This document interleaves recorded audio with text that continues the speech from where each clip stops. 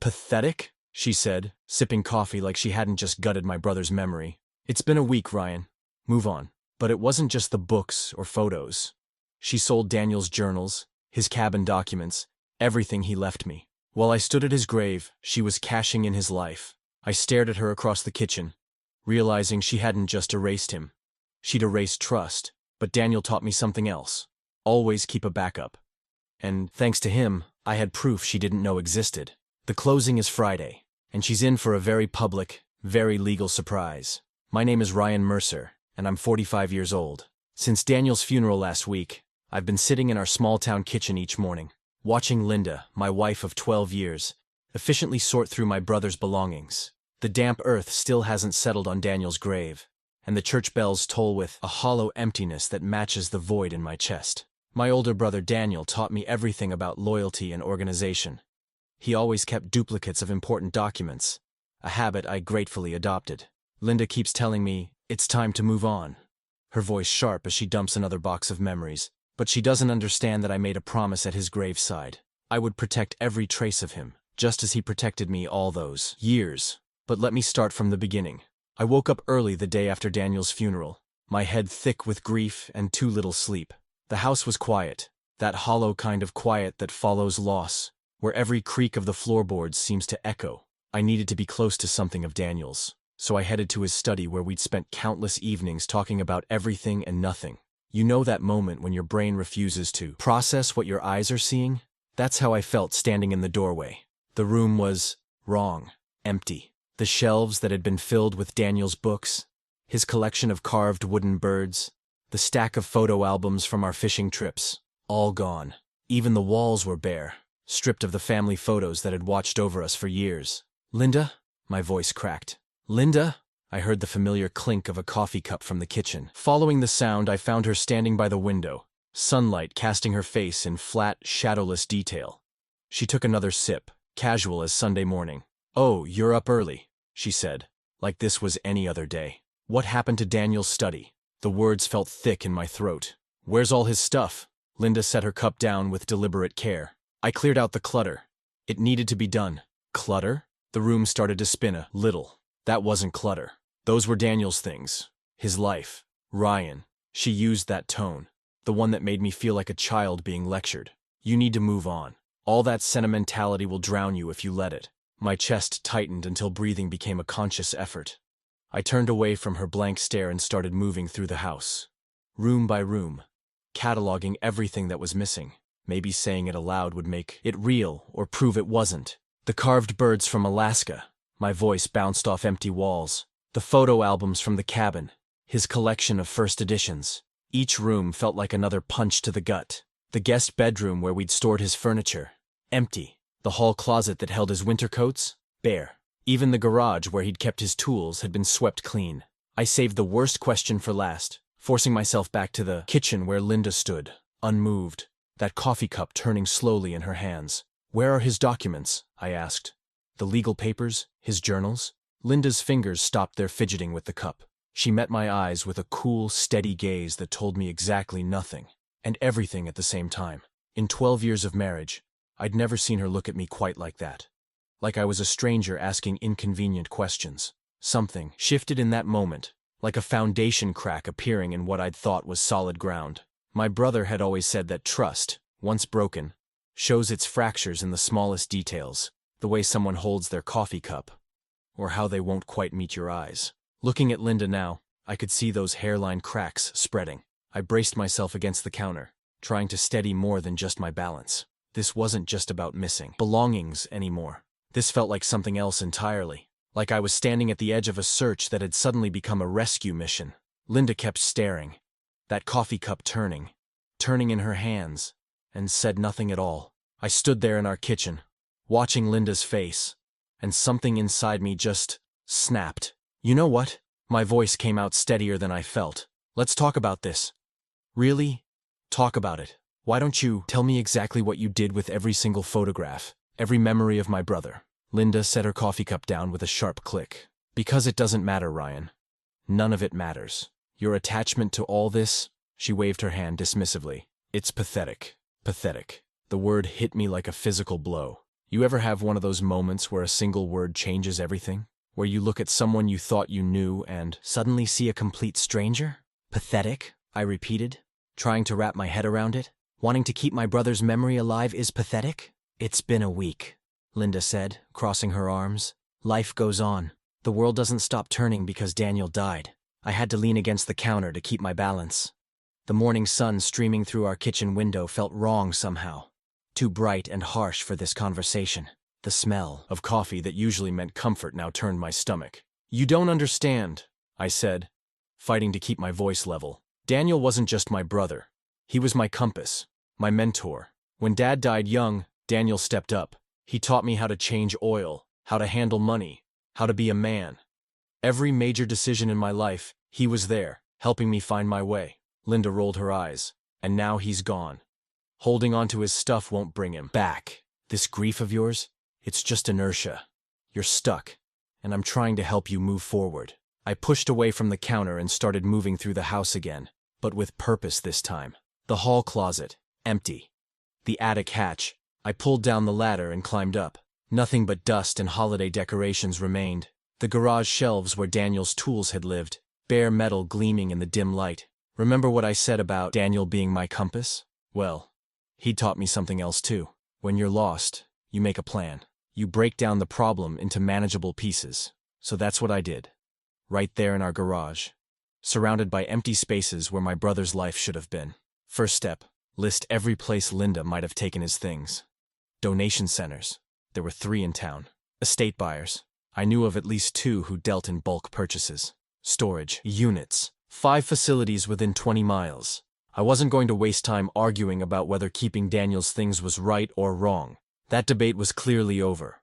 What I needed now was location. Simple, concrete information about where everything had gone, before the trail got cold, before whatever Linda had done became impossible to undo.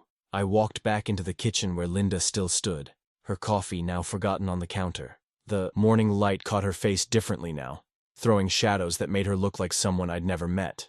I'm going to ask you one more time, I said, keeping my voice carefully neutral. Where are Daniel's documents? His legal papers?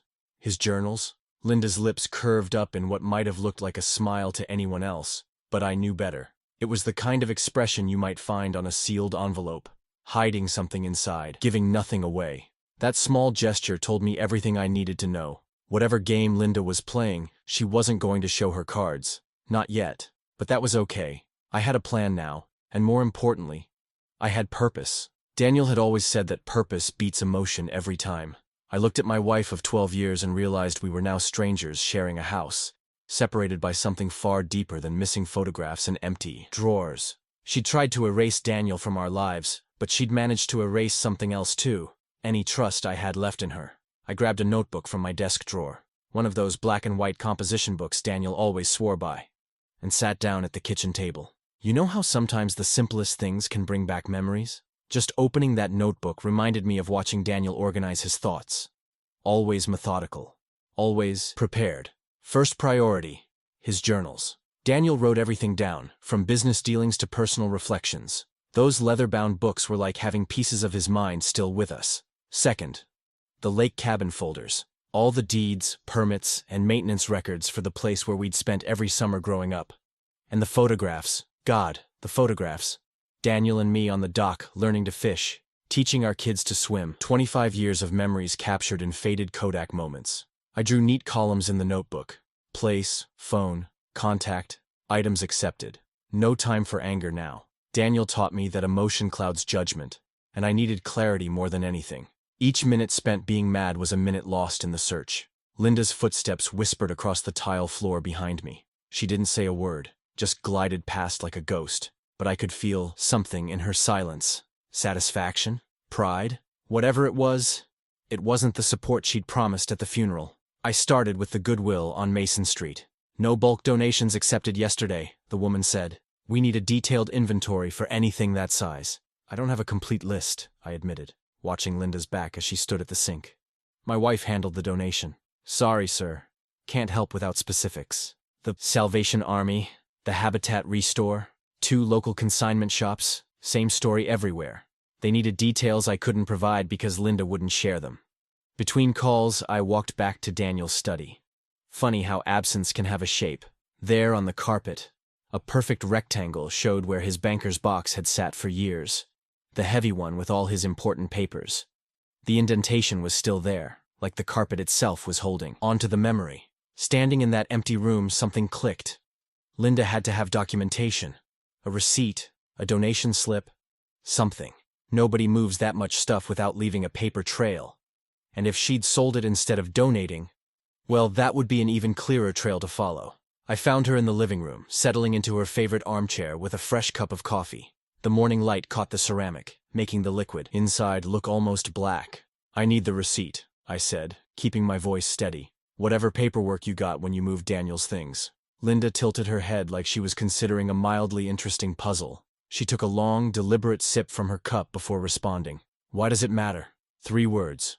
Just 3 simple words. But they weren't really a question. They were a door closing. And in that moment, I felt something shift inside me, like ice forming over a pond. Because people who have nothing to hide don't ask why the truth matters.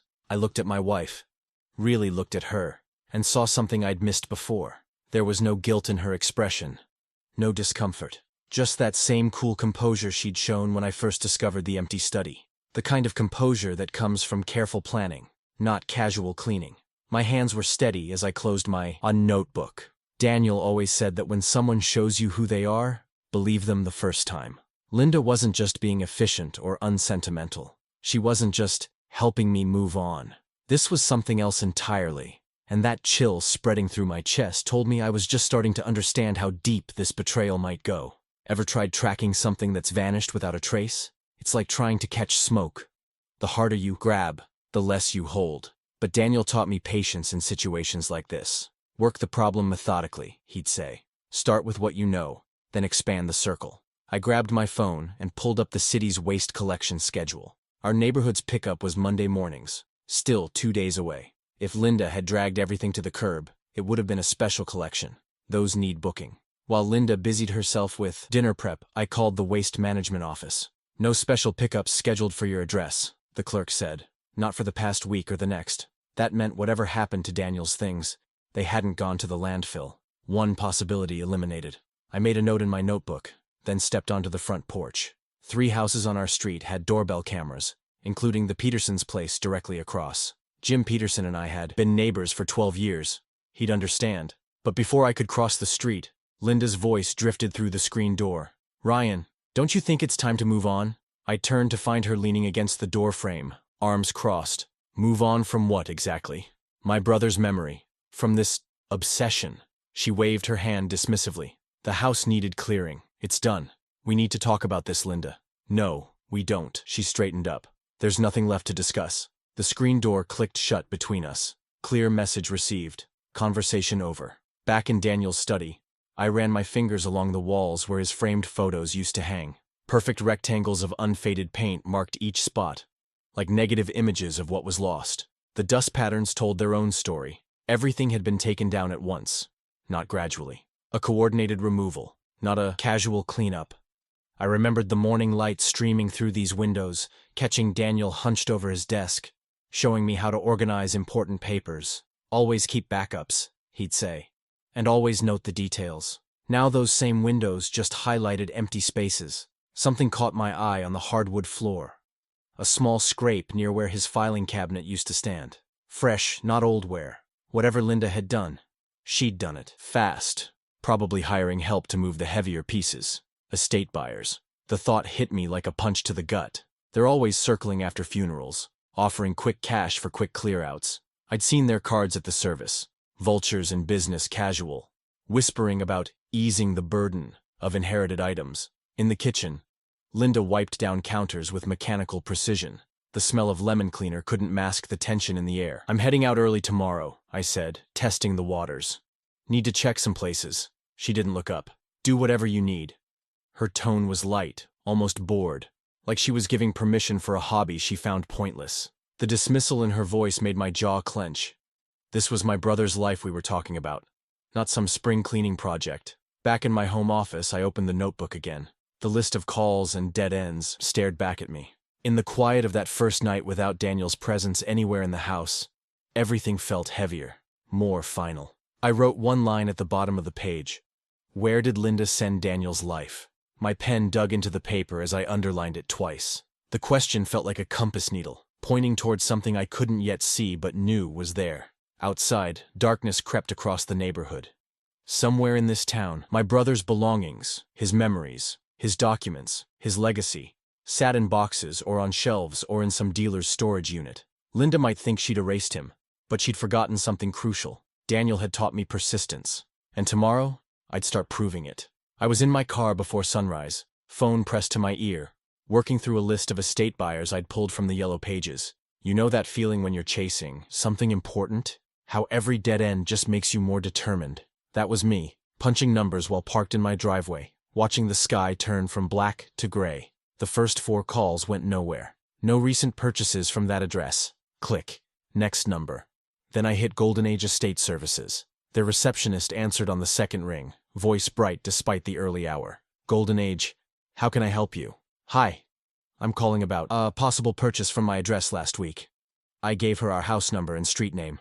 It would have been Thursday, the day of my brother's funeral. Papers shuffled on her end. Oh yes, I have it right here. Same-day service purchase, bulk lot pricing. She paused. Are you the seller? Mrs. Mercer? My fingers tightened around the steering wheel. No, I'm Mr. Mercer, Ryan Mercer. The house is in my name. I see. More shuffling. Well, the transaction's already complete. Quick cash settlement, as requested by the seller. Quick cash. The words hit me like ice water. Linda hadn't thrown Daniel's things away. She'd sold them.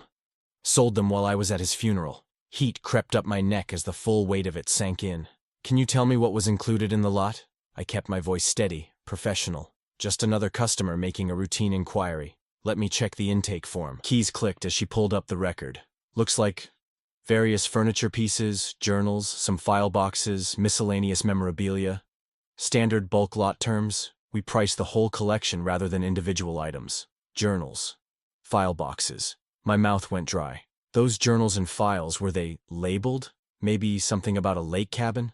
Sir, I can't give specific details about sold items. Company policy. She hesitated. But I can connect you with Tony, our buyer who handled the purchase. Would you like his number? Yes, please. I scribbled down the contact info, adding Tony and underlining it twice. This was more than just Linda discarding memories now. Those documents were part of Daniel's legacy.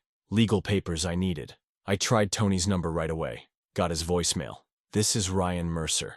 My wife sold you some items yesterday, including personal documents that weren't hers to sell. Please call me as soon as possible about reversing the purchase. I left my number, trying to sound calm rather than desperate. Through the windshield, I watched Linda step onto our front porch, coffee mug in hand. She was already dressed for work, scrolling through her phone like it was just another morning.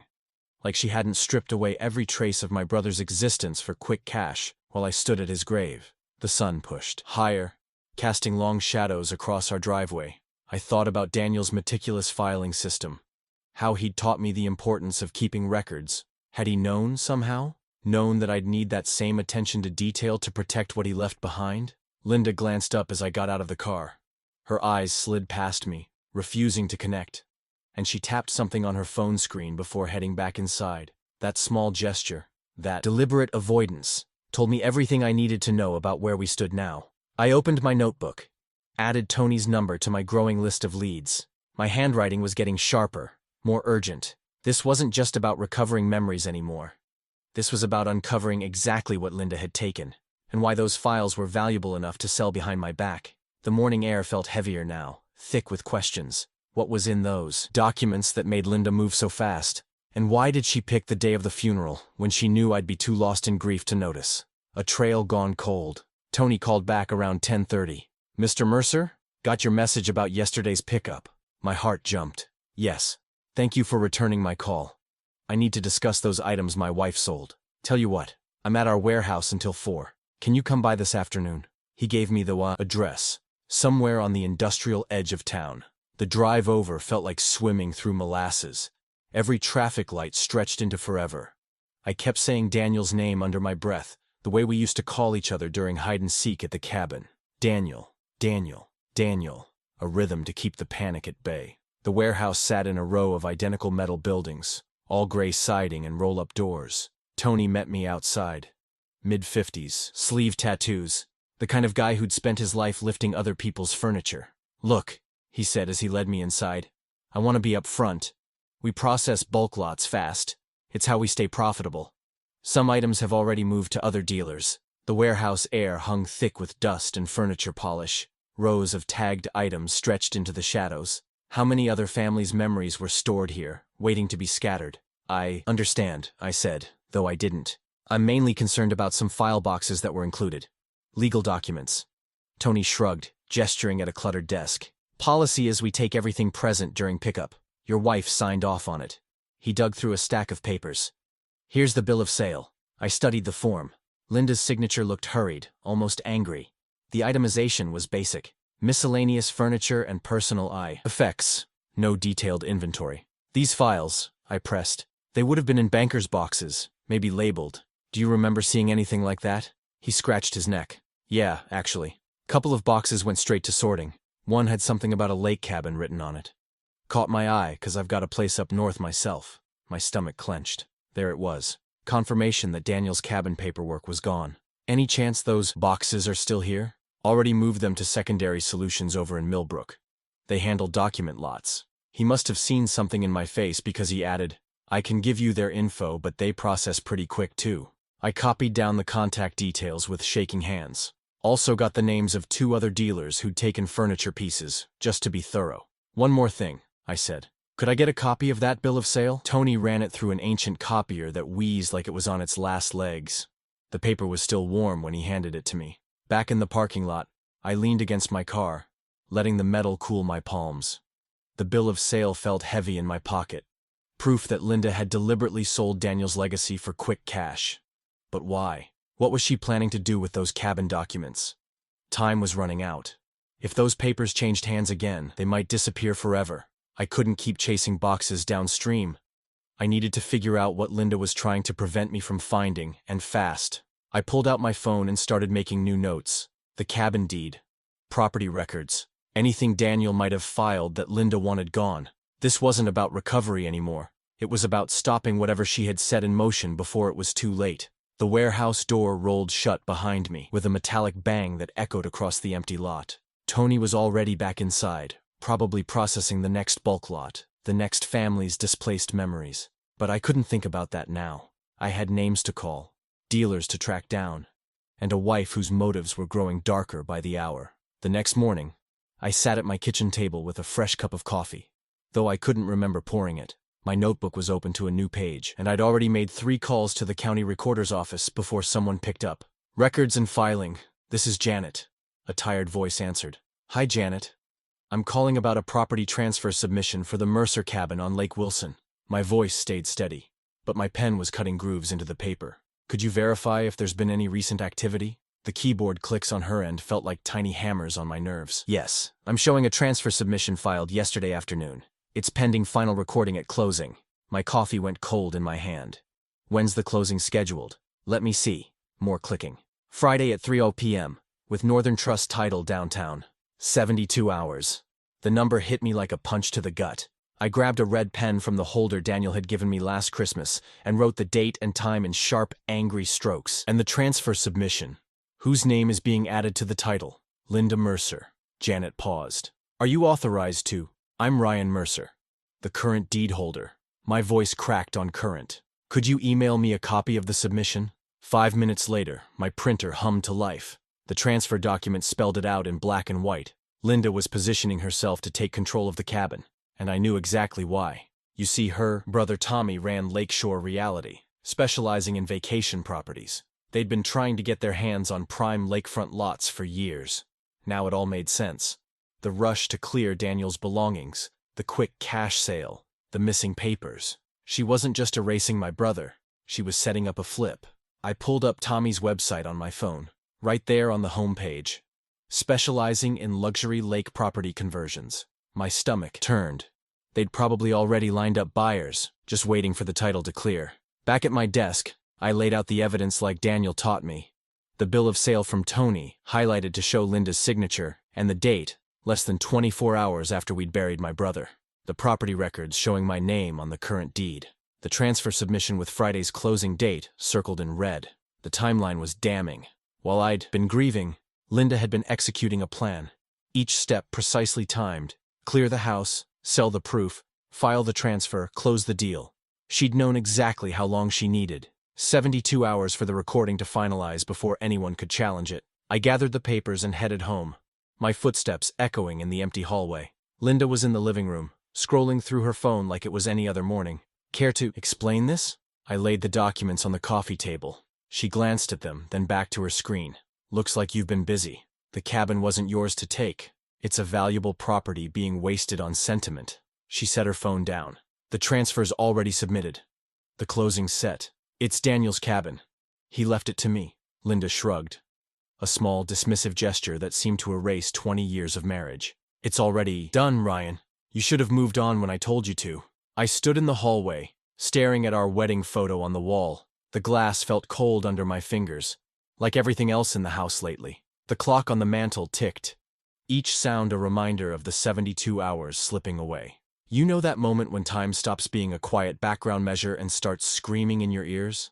That's where I was standing, in a hallway that stretched like a frozen river between who I'd been 3 days ago and who I needed to become in the next 72 hours. Tick, tick, tick. The clock wasn't just counting down anymore. It was screaming. Ever stare at a stack of papers until the words blur into meaningless shapes? That's where I found myself at 10 o'clock that night, surrounded by every file folder I owned, searching for something, anything, that could stop Linda's transfer before Friday. The kitchen table looked like a paper tornado had hit it. Tax records, insurance policies, old correspondence. You name it, I'd pulled it out. Even found birthday cards Daniel had sent me going back 15 years. He'd always written little notes inside about the cabin. Can't wait for our annual fishing trip, little brother. The ink felt like whispers from the past, but whispers wouldn't stop a property transfer. I rubbed my eyes until colors popped behind my eyelids. You know that bone-deep exhaustion that makes even your teeth hurt? Yeah, that's where I was. The coffee in my mug had gone cold for the 3rd time, and the clock on the microwave kept blinking at me like it was counting down to something worse than midnight. This is useless, I muttered, shoving another folder aside. The empty house answered with silence, broken only by the steady hum of the refrigerator. Linda had gone to her sister's place, probably plotting with Tommy about the cabin sale, and I couldn't decide if her absence made things better or worse. I picked up my phone and dialed the first attorney Google suggested. A recorded voice informed me their office was closed, but I could leave a message to schedule a consultation. The next firm's receptionist actually answered, sounding tired. Carlson and Weber, how may I direct your call? I need to speak with someone about stopping a property transfer. It's urgent. Our next available consultation is 3 weeks from Tuesday. My stomach dropped. This has to be resolved by Friday. I'm sorry, sir, we're heavily booked. Would you like me to? I hung up and tried a third number. Same story. Weeks, not hours. The legal system moved like molasses, and Linda knew it. That's why she'd timed everything so perfectly. Leaning back in my chair, I stared at the ceiling fan spinning lazy circles above me. What would it cost to just let go? The cabin was just wood and nails, right? But even as I thought it, memories flooded back. Daniel teaching me to fish off that worn dock, the smell of coffee and pine needles on crisp mornings. The way the screen door's spring made that distinctive squeak he never fixed because he said it was part of the cabin's voice. My chest felt hollow, like someone had scooped out everything that mattered and left just enough to keep breathing. Linda had won. She'd calculated everything. The timing, the legal delays, my emotional exhaustion. She knew exactly how long it would take to break my resistance. The refrigerator hummed its midnight song, and somewhere in the house, a clock ticked away the hours until Friday. I started closing folders, stacking them in defeat, when my hand froze over an old Christmas card. Inside, Daniel had written, "Remember that summer Mark helped us rebuild the dock? Good men are worth their weight in gold. Mark, Daniel's best friend for 30 years. The guy who'd helped build half the improvements on that cabin, who knew every nail and board because he'd probably hammered most of them himself." My fingers felt stiff as I pulled up his contact. The phone rang 4 times before hitting voicemail. "Mark, it's Ryan." My voice sounded ancient, like I'd aged a decade since the funeral. "I need your help. She's trying to take Daniel's cabin. Got 72 hours before she closes the deal. I know it's late, but..." I swallowed hard. You knew Daniel better than anyone. If there's anything, any paperwork, any legal angle, please call me. I set the phone down and started turning off lights, leaving the kitchen in darkness except for the dim glow above the stove. The folders sat in neat stacks, useless as fallen leaves. I closed my notebook, pressed my palms against my eyes, and listened to the house settle into night silence. At midnight, my phone lit up the darkness. Mark's name appeared with a text message. Meet me at first light. Bring what you have. Mark's workshop sat at the edge of town, one of those old-school places with hand-painted letters on weathered wood. The sun hadn't cleared the trees yet, but I spotted his truck parked out front, exhaust curling in the morning chill. Ever had one of those moments where just seeing someone's vehicle makes your shoulders drop? That was me. Right there. I killed the engine and grabbed my folder. The gravel crunched under my boots as I made my way to the side door. The one with M. Davidson Construction, barely visible through years of fade. Before I could knock, Mark pulled it open. Ryan. His voice was gruff but warm. Next thing I knew, I was wrapped in a bear hug that smelled like sawdust and coffee. You know how some people just radiate solid? That's Mark. Always has been. He led me through the workshop, past half-finished cabinets, and the table Saw Daniel used to joke was older than both of us combined. The familiar scents hit me hard. Wood shavings, machine oil, that metallic tang that hangs around tools. How many weekends had Daniel and I spent here, planning cabin improvements while Mark sketched ideas on the back of invoices? We settled at his workbench, 2 steaming mugs already waiting. Mark didn't say a word, just nodded for me to talk. So I did. Laid out everything.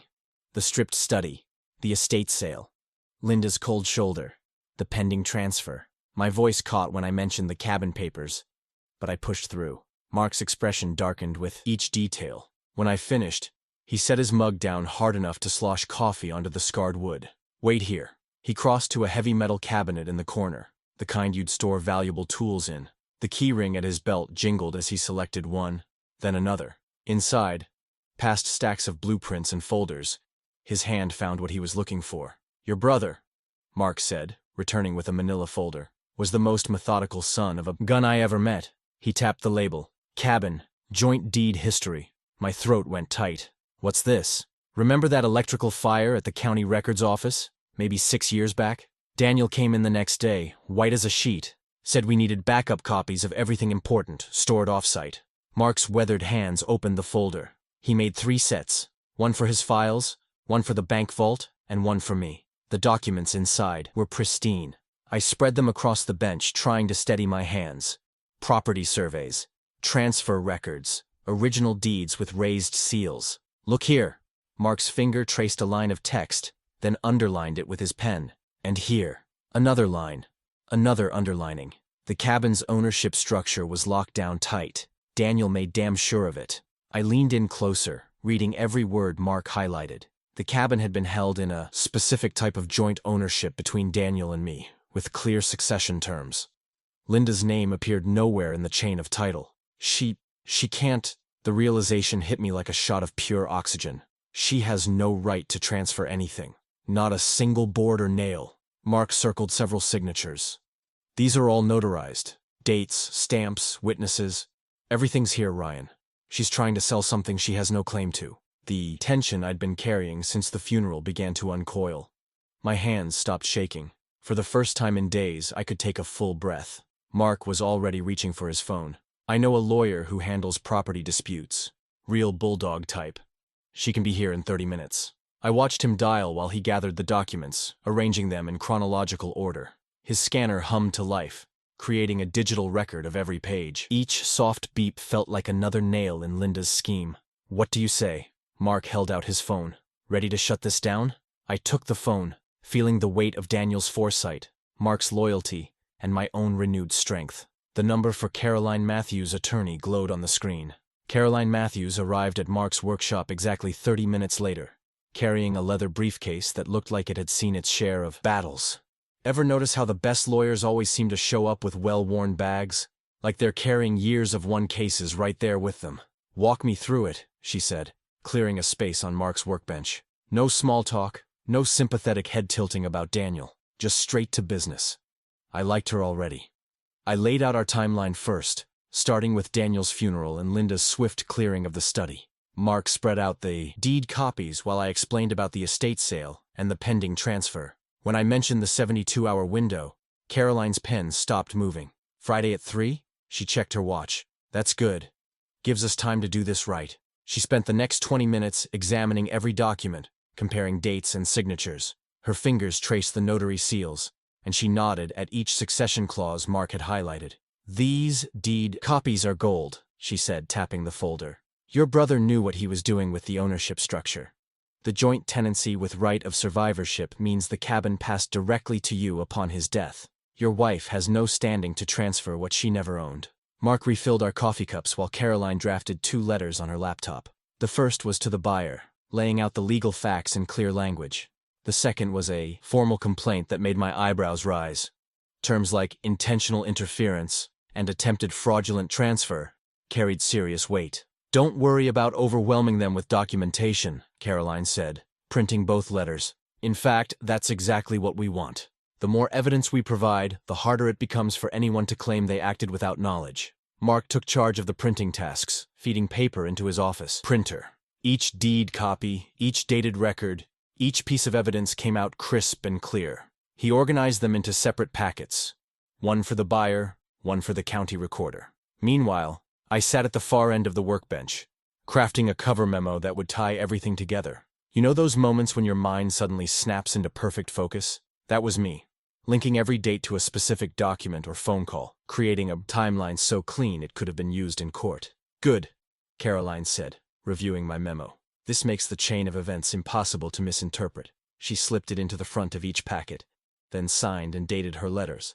I'll have these delivered to the buyer's office before close of business today. Ryan, you'll need to be at that closing on Friday. To do what? I asked. To present this packet if they try to proceed. She patted the documents. But they won't.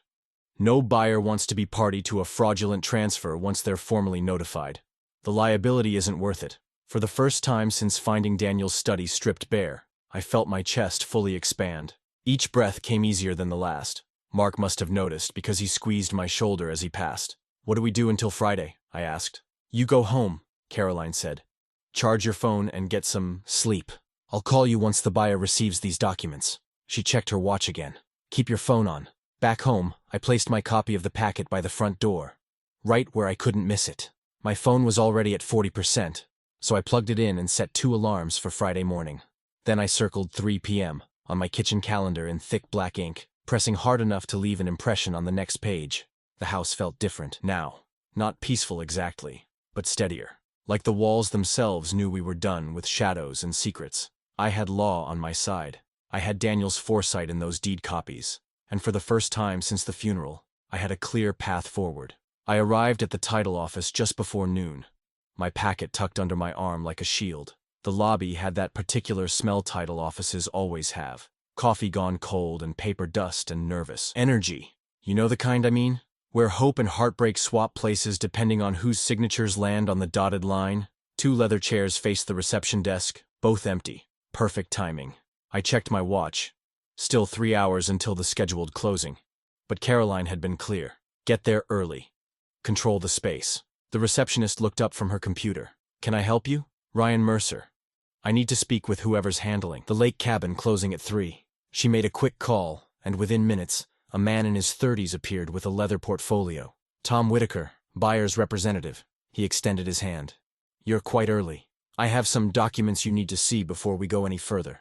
I kept my voice steady. Professional. The time for emotion had passed. We sat in those leather chairs, and I handed him the packet. He opened it with the casual confidence of someone who'd reviewed thousands of files. That confidence lasted exactly 43 seconds. I counted them on the wall clock while his expression shifted from routine to concerned to openly troubled. This deed chain...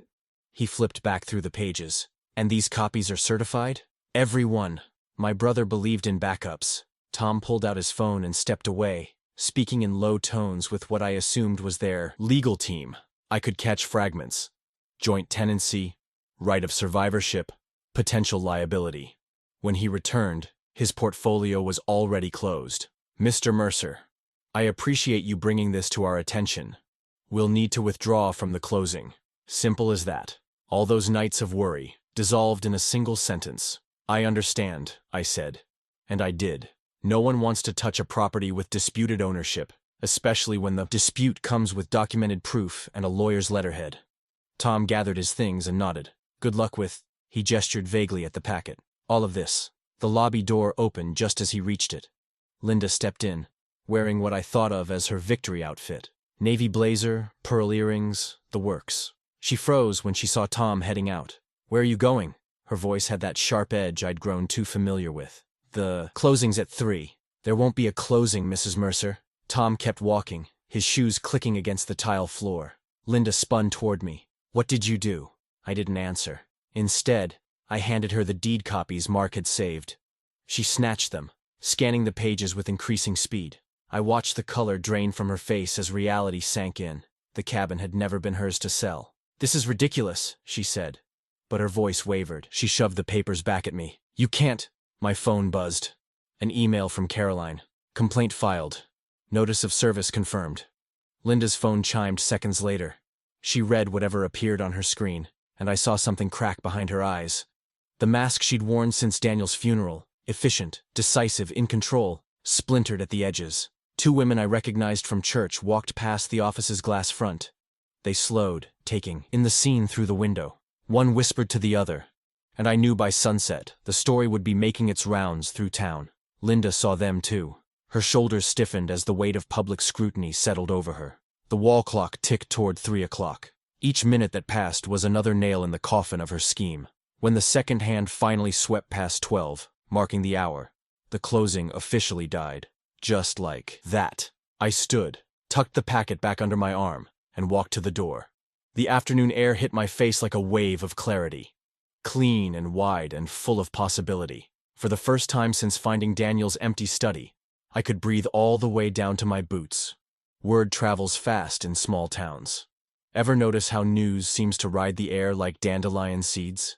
Within days of the failed closing, Linda's carefully built reputation started, unraveling thread by thread. I heard snippets everywhere I went. At Pete's Hardware, where I was picking up supplies for the cabin, Mary at the register leaned in close. Such a shame about Linda, she whispered, not really whispering at all. Trying to sell what wasn't hers to sell. And right after your brother passed too. The story grew legs. By week's end, it had mutations. Linda had forged documents. She hadn't. She'd tried to sell the cabin twice. Nope. She'd already spent the anticipated profits. Couldn't confirm that one. But the core truth was damning enough. She'd tried to cash in on my grief, betting I'd be too broken to fight back. The financial damage hit her hard and fast. The earnest money had to be returned, killing her deposit on a downtown condo she'd been eyeing. Her brother's real estate firm quietly distanced themselves, probably sensing liability like sharks smell blood. The complaint for document tampering hung over her head like a storm cloud, making even routine transactions raise eyebrows at the bank. You know what really got to her, though? The social fallout. Linda had always played the part of the composed professional woman, organized, efficient, above the mess of emotion. Now she was the whispered-about cautionary tale at the grocery store. I saw her one morning at Westfield's Market, pretending not to notice how conversations died when she walked past the produce section. Her shoulders were tight, her shopping basket half empty. She left without buying anything. The cabin became my sanctuary. Remember how Daniel used to say working with your hands clears your head? He was right about that, like he was right about most things. Every weekend I'd drive out there at dawn, tools rattling in the bed of my truck, coffee still hot in the thermos he'd given me years ago. I started with the porch. It needed it the most. Stripped the old paint first, revealing wood that had weathered decades of storms. Some boards were solid as the day they were laid. Others needed replacing. I took my time, matching grains, pre-drilling holes like Daniel taught me. The raw wood smelled like childhood summers, like cannonballs off the dock and fish frying in cast iron. Sand with the grain, I could hear him saying. Let the wood tell you what it needs. So I did, working my way across planks where he'd once taught me to bait hooks and clean fish. The rails he'd leaned against while telling me about girls and jobs and life. Those got special attention. I oiled them until the wood drank deep and glowed like honey in the sun. Mark stopped by one Saturday with cold beers and an old rocking chair in his truck bed. Found this in my garage, he said, but the fresh polyurethane told me different. Thought it belonged here. We positioned it facing the water, solid and sturdy as a promise. The kind of chair that invites a man to sit and think. Or not think. Sometimes that's even better. The first evening I sat there, watching sunset paint the lake copper, I felt something settle inside me. Not peace exactly, more like pride mixed with vindication. I'd protected what mattered without letting anger run the show. Strategy over fury, patience over impulse. The kind of victory Daniel would have appreciated. The water turned purple, then silver as dusk crept in. Somewhere across the lake, a loon called, that wild, lonely sound that echoes like memory.